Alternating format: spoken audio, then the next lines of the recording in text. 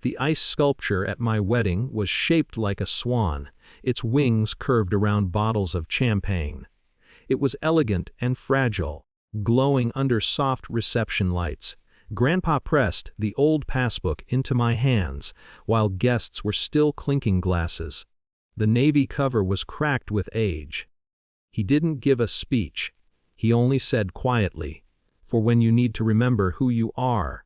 Before I could respond, my father leaned over my shoulder. He laughed when he saw it. "What is this? An antique?" He flipped through the pages without really looking. Then, in one smooth, dismissive motion, he dropped the passbook into the hollow of the ice sculpture. Trash belongs with trash. A few guests gave awkward smiles. Most looked away. Grandpa's face didn't change, but his hands tightened on his cane. I stood there, for a second, feeling that familiar tightening in my chest, the instinct to minimize myself, to smooth things over. I had done it my whole life. When he mocked my degree, when he questioned my job, when he said my choices were cute. Instead of arguing, I walked to the sculpture and reached into the freezing water. My dress soaked at the waist as I pulled the passbook free. No one stopped me. My father muttered something about dramatics. I left the reception without another word. The next morning, I stared at the passbook on the kitchen table. It had dried stiff, the ink slightly blurred. Part of me wondered if my father had been right. Maybe it was sentimental clutter. Maybe Grandpa just wanted to give me something symbolic. But another part of me needed to know. The bank lobby was quiet when I walked in. I handed the passbook to the teller and explained it was a gift from my grandfather. She examined it carefully, then began typing. Minutes passed. Her expression shifted, subtle but unmistakable. She looked up at me differently. "Ma'am," she said softly, "do not leave." My stomach dropped. Was something wrong? One moment. She disappeared into a back office. A man in a dark suit returned with her. The branch manager. He held the passbook with careful hands. "Mrs. Khan," he asked, "would you step into my office, please?" Inside, he closed the door and turned his monitor toward me. "This account was opened 32 years ago," he said. "There have been consistent quarterly deposits. It remains active. By my grandfather, Wes." The balance sat on the screen. It took my brain a few seconds to process the number. It wasn't symbolic. It wasn't small.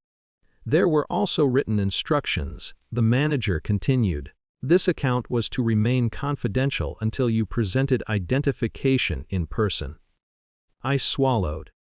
"There was an inquiry made some years ago," he added carefully. "The individual was informed they had no authorization. The account holder specified you as sole beneficiary. My father." The manager didn't need to say his name. The message was clear. The account was legally mine. No one else had access. No one could claim it, question it, or diminish it. Authority, in that small office, felt calm and absolute. Papers were printed. Statements were stamped. The funds were secure. When I walked out of the bank, I didn't feel triumphant. I felt steady. It wasn't just the money. It was the evidence, decades of quiet deposits, even during years when Grandpa and my father barely spoke. While arguments filled holidays. While I learned to stay small. Grandpa had been building something for me the entire time. I returned to the venue that afternoon to collect a few things we'd left behind. My father stood near the entrance arguing with a vendor about fees. He saw me and rolled his eyes. Finished chasing fairy tales. I went to the bank, I said calmly. And it wasn't trash. He studied my face, waiting for more. I didn't give him numbers. I didn't give him details. The account is legally mine, I added. No one else has access. His jaw tightened, just slightly. I never wanted it. That's fine, I said. There was nothing to argue about. The proof didn't need to be displayed to exist. That evening, I called Grandpa. He didn't ask about the wedding. He only asked, Did you check it? Yes. A pause. Good. It wasn't about the money, was it? I asked. No, he said gently. It was about making sure no one could tell you you're worth nothing. My father hasn't apologized. He still jokes too sharply. He still tries to steer conversations. But something fundamental shifted that day. He can call things trash. He just can't decide my value anymore.